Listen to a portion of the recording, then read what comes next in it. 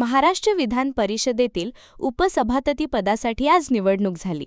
यामध्ये शिवसेना शिंदे गटाचे उमेदवार सचिन अहिर यांची एकमताने निवड करण्यात आली. उपसभापती पदाच्या निवडणुकीवेळी मुख्यमंत्री देवेंद्र फडणवीस, उपमुख्यमंत्री एकनाथ शिंदे आणि उपमुख्यमंत्री सुनेत्रा पवार देखील विधान परिषदेत उपस्थित होते. विधान परिषदेतील उपसभापती पदासाठीच्या निवडणुकीसाठी महायुतीकडून शिवसेना शिंदे गटाचे सचिन अहिर आणि महाविकास आघाडीकडून शिवसेना ठाकरे गटाचे जगन्नाथ अभ्यंकर यांनी उमेदवारी अर्ज दाखल केला होता. विधान परिषदेतील आकडेवारी पाहता महायुतीचे एकतर्फी विजय झाला असता, परंतु तरी देखील मंत्री आणि भाजपचे नेते चंद्रकांत पाटील यांनी महाविकास आघाडीचे उमेदवार जगन्नाथ अभ्यंकर यांना दाखल केलेला उमेदवारी अर्जाचा प्रस्ताव मागे घेण्याची विनंती केली. त्यानंतर ठाकरे गटाचे आमदार अनिल परब यांनी सभागृहाची इच्छा आहे की सर्वानुमते निवड व्हावी, त्यामुळे उमेदवारीचा प्रस्ताव आम्ही मागे घेत आहोत अशी घोषणा केली. त्यानंतर आवाजी मतदानाने सचिन अहिर यांची एकमताने विधान परिषदेच्या उपसभापती नियुक्ती झाली. उपसभापतीपदी सचिन अहिर यांची एकमताने निवड झाली आहे. विरोधी पक्षाचे देखील आभार मानतो. त्यांनी देखील सभागृहाचा मान राखून प्रस्ताव मागे घेतला. 1999 साली मी आणि सचिन अहिर सोबत निवडून आलो होतो. अहिर हा शब्दाचा अर्थ गोपालक आणि निर्भीड असा आहे. मला त्यांच्याबाबत अनुभव आहे. ते निर्भीडपणे काम करणारे व्यक्ती आहे असं कौतुक मुख्यमंत्री देवेंद्र फडणवीस यांनी केलं.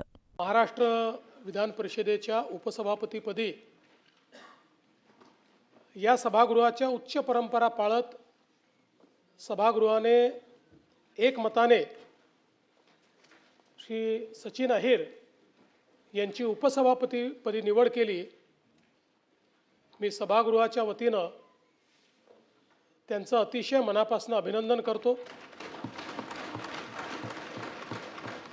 आणि विरोधी पक्षाचे देखील आभार मानतो की त्यांनी या सभागृहाच्या ज्या काही उच्च परंपरा आहेत त्या परंपराचा मान राखत आपला प्रस्ताव परत घेतला आणि एकमताने या ठिकाणीही निवड केली.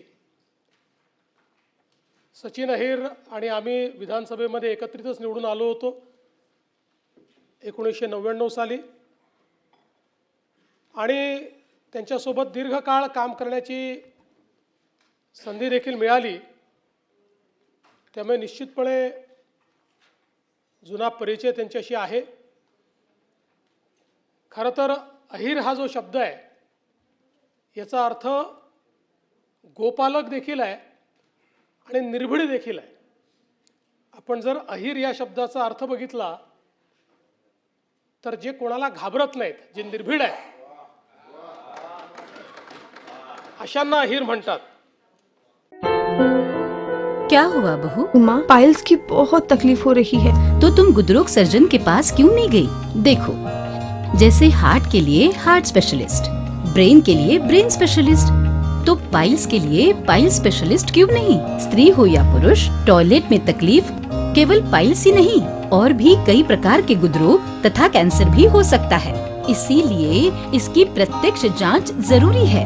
ठीक है माँ, पर जांच के लिए हम जाएंगे कहाँ? वही काले आयुर्वेदिक पाइल्स हॉस्पिटल में. लेकिन माँ, प्रेगनेंसी में पाइल्स की दवाइयाँ? प्रेगनेंसी में आयुर्वेदिक दवाइयाँ सुरक्षित होती है.